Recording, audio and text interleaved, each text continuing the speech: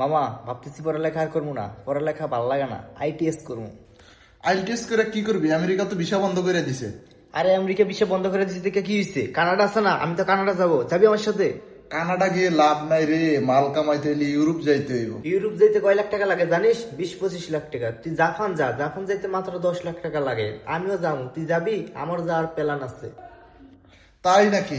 Japan income কিরকম? মাস শেষে তুই বাড়িতে 2 লাখ টাকা বাড়াইতে পারবি, কনফার্ম। লেবার ভিসা না স্টুডেন্ট ভিসা?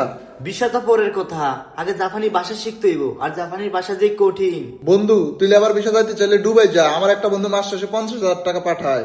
না না, যাওয়া যাবো না, মাত্র 50,000, নিমতে 1 লাখ। তোমার টার্গেট কত? টার্গেট আমার 2 লাখ। তাইলে তুমি কোরিয়া যাও, ওখানে জুতা সিলাইলো মাসে 2 লাখ। দক্ষিণ কোরিয়া যাই তো 20 লাখ লাগে, তাহলে যাবো কই? কোথাও যাওয়া লাগবো না, চল দেশে বিজনেস করি। বিজনেস? কিসের বিজনেস? বিজনেস? আরে বন্ধু, 10টা সিনজি কিনা ভাড়া দিলে তো মাসে 1.5 লাখ আসে। 10টা সিনসির দাম কত জানো? 50 লাখ টাকা। তার চাইতে ভালো তুমি অস্ট্রেলিয়ার একটা গাভী কিনো, দিনে 15 লিটার দুধ দিব।